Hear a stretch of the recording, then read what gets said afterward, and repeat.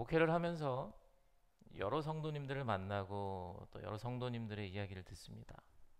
우리 교회 성도님뿐만 아니라 다른 교회 성도님들의 이야기도 듣고 또 여러 크리스천들의 이야기를 듣게 되죠. 그렇게 이분저분 여러 성도님들의 이야기를 듣다 보면 정말 대단하시다. 그런데 또 한편으로는 조금은 안타깝기도 하다라는 마음을 들게 하는 성도님들의 이야기를 듣곤 합니다. 그분이 어떤 분이냐면 정말 오랫동안 기도하시는데 하나님의 응답을 받지 못했다고 말씀하시는 그런 분들이에요. 성경은 분명히 이야기한단 말이죠. 너는 내게 부르짖으라. 그러면 내가 응답하겠고 너가 알지 못하고 큰 은밀한 일을 너에게 보여주겠다. 구하라 그리하면 너에게 주실 것이요 찾으라 그러면 찾을 것이요 문을 두드리라 그러면 열릴 것이요 라고 분명히 말씀하신다고요.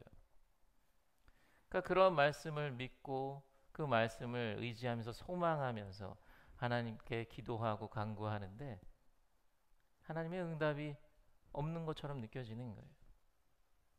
우리들의 삶을 봐도 그렇잖아요. 그 말씀들, 그 이루어질 것을 기대하지만 하나님께서 들으시는 건가? 하나님께서 응답해 주시는 것이 맞을까? 그런 생각이 들 때가 적지 않습니다. 물론 들어주시기도 하죠. 근데 때로는요, 들어주지 않는 때가 더 많은 것처럼 느껴지기도 해요. 이런 분들도 봤어요. 어떤 것을 갖고 기도했는지는 몰라요. 근데 30년 동안 기도를 했는데도 아무런 응답을 받지 못했다고 말씀하셔요. 도대체 몇 번을 문을 더 두드려야 그 문이 열리는지 모르겠다고 한탄하면서 말씀하시는 거예요. 그러면 옆에서는요, 그쯤 하면 됐다고 포기하라고, 뭐 얼마나 더 기도해야 되냐고, 너 기도가 잘못된 건 아니냐고, 이젠 그만해도 될 것 같다고, 뭐 이런저런 결코 위로가 되지 않는 그런 위로를 건네는 모습들도 보곤 합니다. 글쎄요, 저는 목사지만 그런 분들에게 무슨 말을 할 수 있을지 모르겠어요. 조금만 더 기도하면 응답하실 겁니다. 하나님께서 지금까지도 응답하셨을 거예요. 뭐 기도의 방향을 조금 바꿔보시면 어떻겠습니까? 등등 뭐 이런저런 말로 뭐 위로할 수 있겠죠.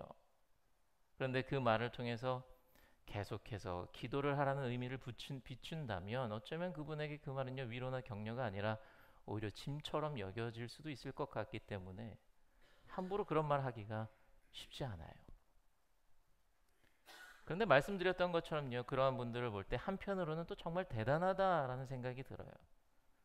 남들은 어떻게 생각할지 모르겠지만 하나님을 향한 그 믿음을 잃지 않고 끝까지 기도하는 모습, 그 모습은 기도를 단순히 간구의 측면으로만 보지 않고 하나님과의 관계를 통해서 대화하고 교감하고 씨름하면서 하나님과 함께 시간을 보내는 그 기도, 어쩌면 그분은 그 모든 과정 자체를 응답 이상의 것으로 혹은 하나님과의 소통으로 보면서 계속해서 기도하는 것이겠구나 라는 생각이 들면서 조금은 본받고 싶다라는 생각이 들기도 해요. 그러니까 이처럼 기도는 참 어려운 것 같아요. 근데 기도뿐만이 아니라 하나님을 찾는다는 것, 하나님을 믿고 기다린다는 것, 하나님을 의지하는 것, 우리들의 삶의 초점을 어디로 맞춰야 하는지 설정하는 것 등등, 이러한 믿음의 여정의 길을 걸어가는 것 참 쉽지 않은데요. 오늘 우리가 함께 읽었던 본문의 말씀이 이에 대한 어느 정도 조언을 우리들에게 해주는 것 같아요. 오늘 우리들이 함께 읽은 본문에는요, 우리가 잘 알고 있는 야곱이 등장합니다. 이 이야기에서 야곱은요, 우리들에게 굉장히 중요한 모습을 보여줘요. 그가 보여준 것은 단순히 하나님과 육체적인 씨름을 하는 것이 아니라 하나님에게 끝까지 포기하지 않고 매달렸던 모습이에요.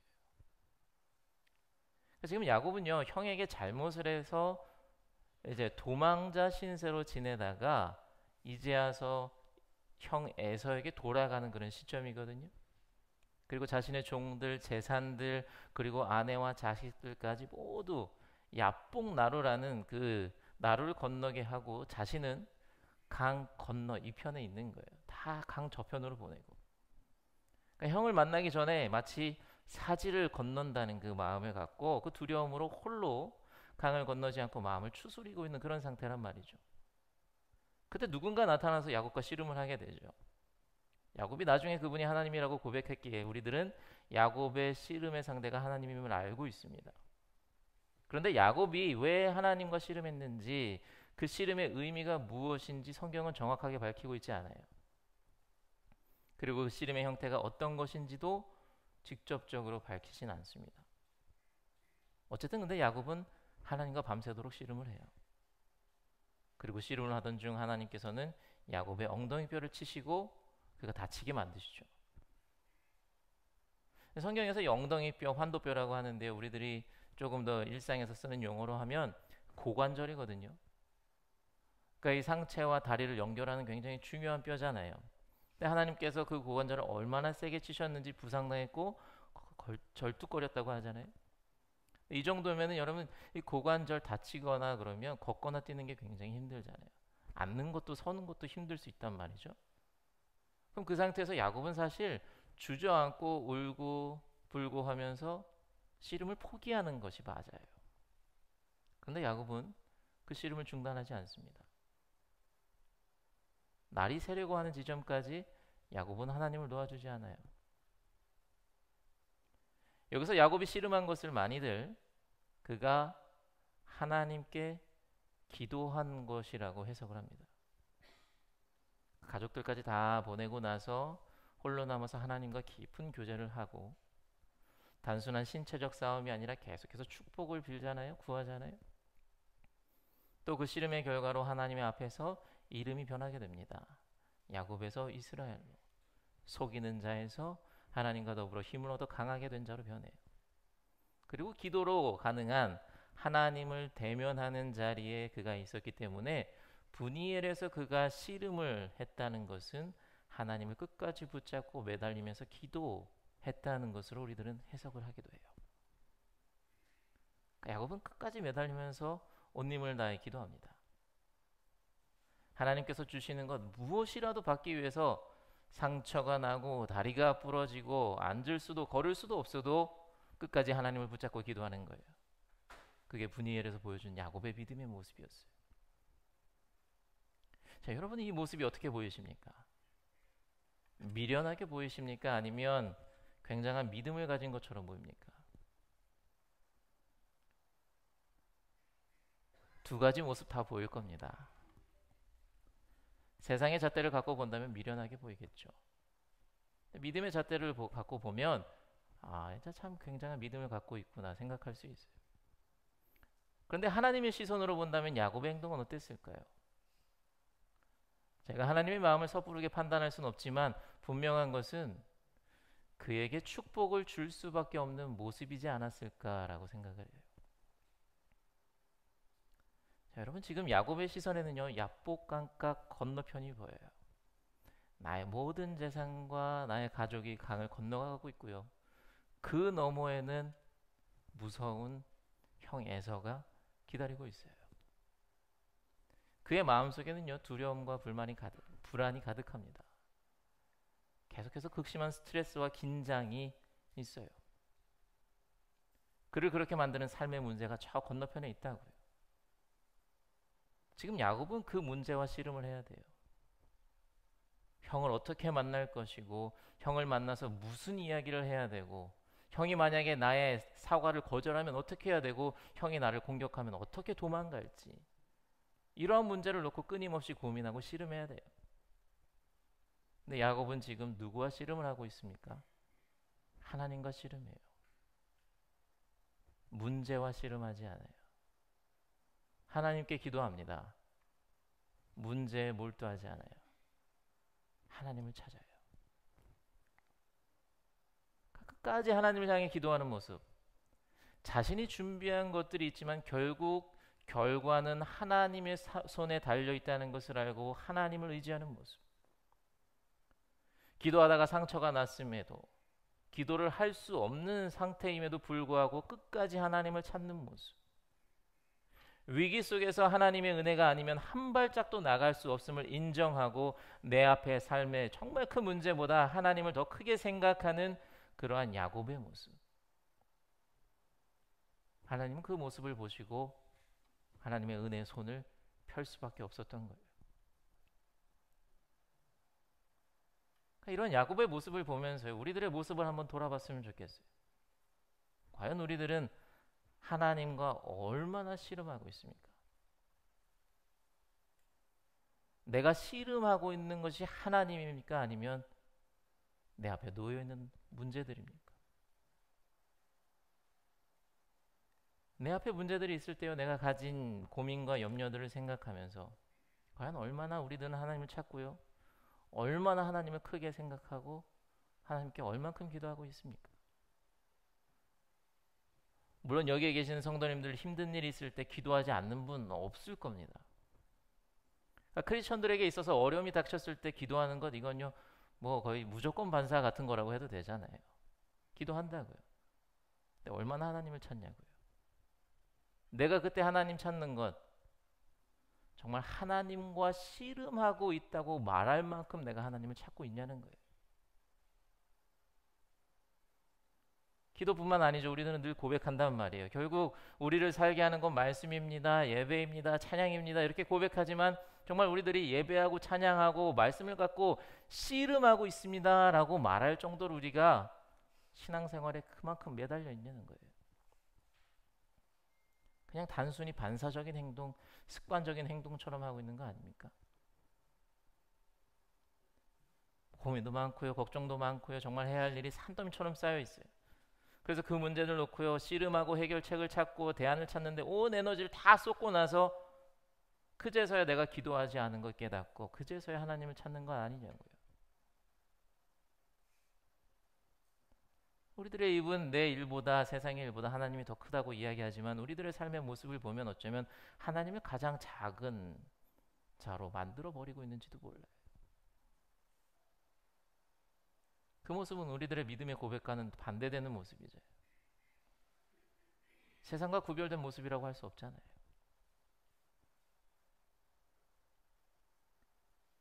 그래서 바라옵기는요, 정말 하나님과 씨름하는 우리가 되었으면 좋겠습니다. 삶의 문제들, 어려움 너무나도 많죠. 크고 작은 문제들 우리 삶에 끊임없이 찾아올 겁니다. 그런데 그때 하나님과 씨름하는 우리 모두가 되기를 바랍니다. 하나님과 씨름했다고 할 수 있을 만큼 하나님을 찾고 하나님께 기도하고 하나님을 의지하는 우리가 되어야 할 겁니다. 물론 내 앞에 놓인 문제들을 무시하라는 건 아니에요. 여러분 기도만 하고요, 교회만 오시면 됩니다, 이런 말씀 드리는 거 절대 아닙니다. 여러분 야곱을 보면요, 야곱도 나름대로 자신이 계획한 것들이 있었어요. 자기가 가진 모든 것을요 막 몇 대로 나눠요. 그룹을 만들고 첫 번째 그룹 보내고 두 번째 그룹 보내고, 형이 첫 번째 그룹 만나면 조금 마음이 가라앉고 두 번째 그룹 보면 조금 더 가라앉고, 그리고 나서 내가 가야지, 뭐 이런 생각 계획이 있었다고요. 자기 나름대로 문제 해결을 위해서 노력을 해요.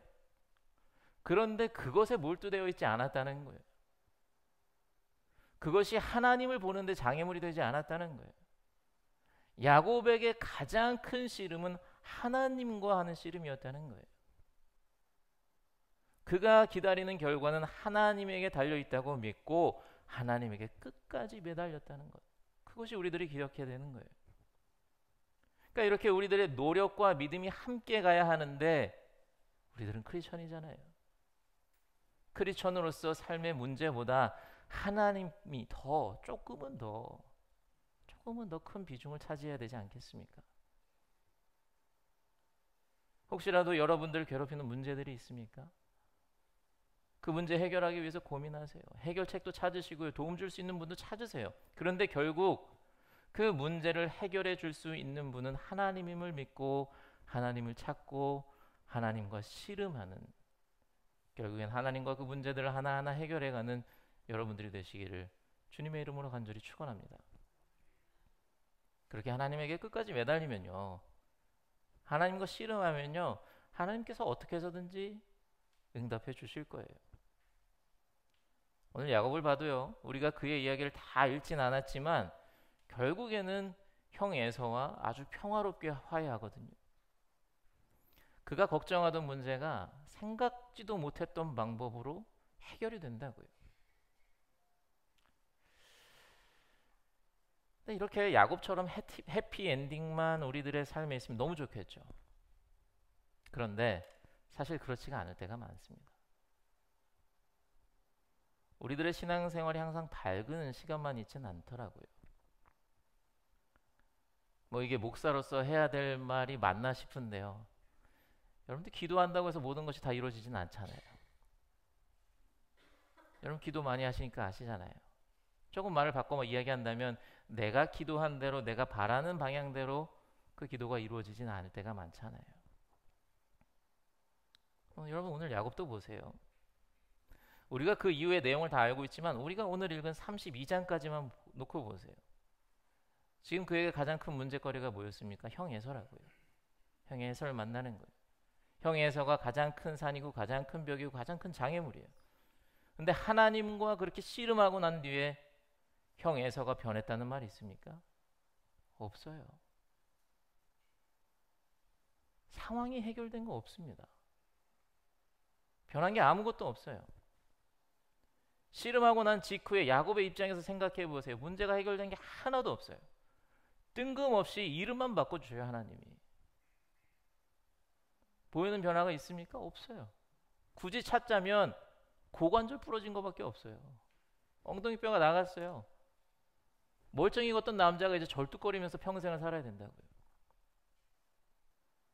하나님과 씨름했는데 하나님만 붙잡고 하나님을 가장 크게 보고 하나님을 의지하면서 기도했는데 받게 된 것은요, 골절밖에 없다고. 그런데도 하나님과 씨름해야 됩니까? 엉덩이 뼈가 다쳐도 하나님 붙잡고 기도하고 하나님을 찾아야 됩니까? 네. 그럼에도 불구하고 하나님과 씨름하셔야 됩니다. 왜냐하면요, 우리들이 끝까지 이렇게 하나님을 찾고 매달리는 이유는 내 문제가 해결되는 그 소망도 있지만 더 큰 것은요, 하나님과 우리의 관계 유지를 위해서요. 여러분, 우리들이 성도로서 하나님과의 관계를 계속해서 잘 유지하면 상황은 변하지 않아도요, 내가 변해요. 제가 요즘 가끔씩 이야기하는데요, 우리들이 하나님에게 받을 수 있는 가장 큰 은혜가 무엇입니까? 상황이 변하는 게 아니라 내가 변하는 거예요. 그거 아무나 못하는 거 잘 아시잖아요. 근데 하나님은 잘 하시잖아요. 어쩌면 하나님만 할 수 있는지도 모르거든요. 야곱도 보세요. 이름이 변하잖아요. 제가 뜬금없다고 했지만 사실 구약에서 이름이 바뀐다는 거 굉장히 큰 의미를 갖고 있습니다. 그의 정체성이 바뀌어버리는 거예요. 그의 삶이 통째로 바뀌는 거예요. 속이는 자였다고요. 그런데 이제 하나님과 더불어 힘을 얻어 강하게 된 자가 돼요. 물론 실제로 그가 강하게 됐는지 모릅니다. 힘이 세졌거나 어떤 능력이 생겼다는 거 찾아볼 수 없어요. 그런데 하나님의 함께 하심과 도움 주심을 믿고 마음이 강하게 되고요, 믿음이 강한 자로 세상 앞에 담대하게 설 수 있게 되는 거예요. 없었던 용기가 생겨서 있었던 두려움이 몰려나가게 되는 거예요. 그러다 보니 야곱은요, 자신이 걱정하던 상황을 이제 가장 앞자리에서 마주하게 됩니다. 가족 다 보내고 맨 뒤에 있었는데요, 이제는 자신 맨 앞으로 가요. 비록 절름발이가 되었지만 그 씨름의 시간은요, 그를 변화시켜줘요. 그리고 변화된 그를 통해서 상황도 변화시켜 주시는 거예요. 그러니 우리들도 이러한 하나님의 의대를 기대하면서 하나님과 씨름해야 되는 거예요. 비록 때로는 실망과 좌절과 이런저런 이유로 상처를 받게 될지라도 하나님과 씨름해야 되는 거예요. 그 가운데 우리들이 잊지 말아야 하는 것은요, 그때 생긴 그 상처, 너무 억울하기도 하고요, 꼭 받았어야 하나 그런 생각이 들 수도 있지만 사실 그 상처는요, 야곱의 인생에서 정말 큰 나침반 역할을 했을 거라는 거예요. 야곱은 분이엘 사건 이후에요, 절뚝거리는 자신의 다리를 볼 때마다 자신의 그 상처를 만질 때마다 아마 하나님과 씨름했던 순간을 떠올릴 수밖에 없었을 거예요. 그 순간이 자신을 변하게 했던 가장 큰 은혜를 받았던 순간임을 깨닫고요, 그 씨름이 자신을 어떠한 은혜로 이끌었는지, 그 씨름으로 자신이 어떻게 변했는지 기억하면서 다시금 하나님과 씨름하는 자리로 가게 만들었을 거라고요. 그렇잖아요. 여러분 그 상처는요, 그 상처를 입었던 순간 또 그 상처로 인해 겪었던 일들을 생각나게 해주잖아요.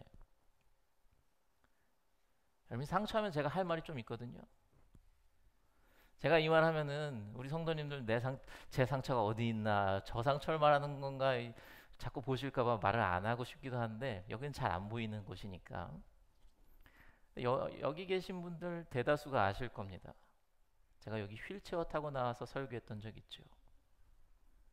제가 아킬레스건이 끊어져서요, 수술하고요, 걸을 수가 없어서 휠체어를 타고 나왔어요.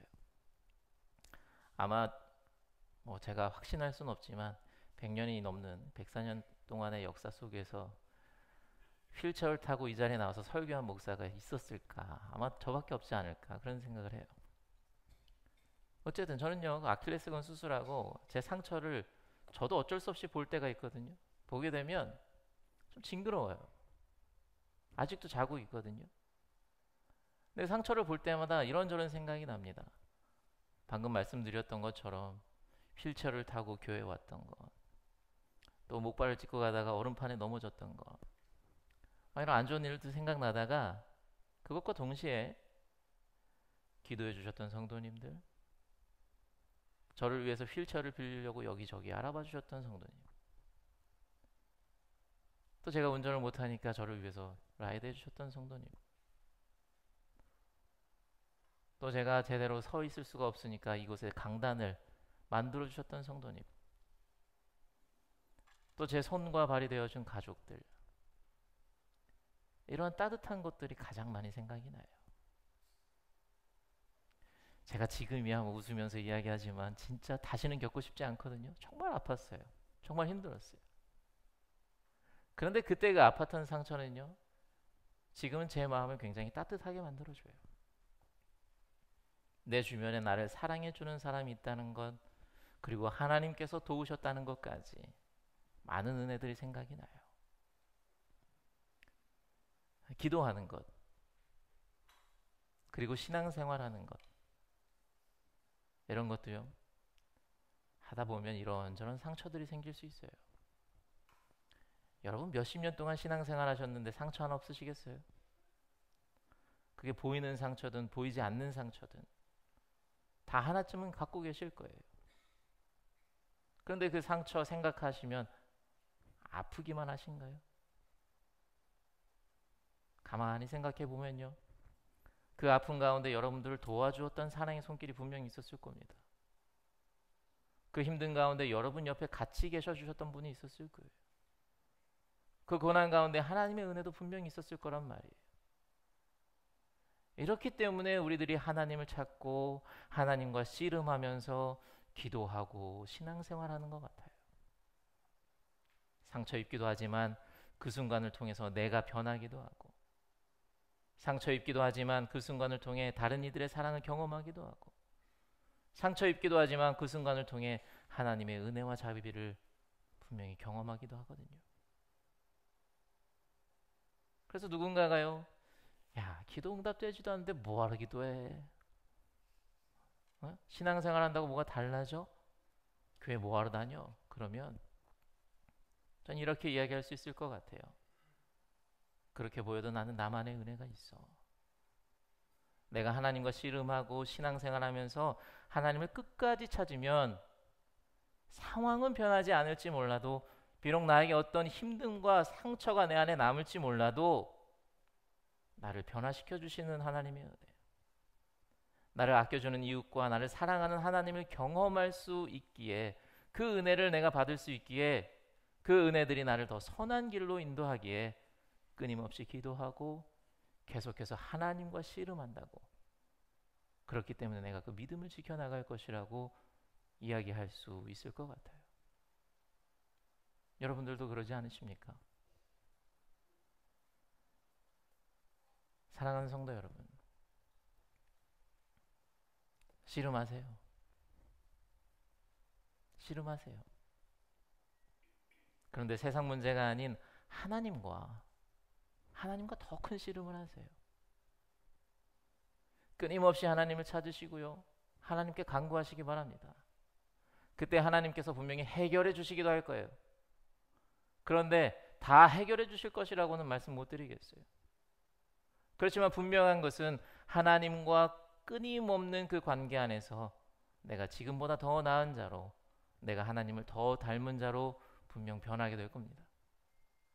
그리고 그 과정 가운데 생각지 못한 상처가 생길지라도 그것이 나를 선한 길로 이끌고 예상치 못한 은혜의 길로 인도할 수도 있다는 것을 기억하시면서 끝까지 주님께 매달리는, 끝까지 주님과 씨름하시는, 그래서 결국엔 우리를 위해 준비되신 그 은혜를 여러분들의 것으로 소유하시고 누리시는 우리 사랑하는 뉴욕 한인교회 성도님들 되시기를 주님의 이름으로 간절히 축원합니다. 아멘.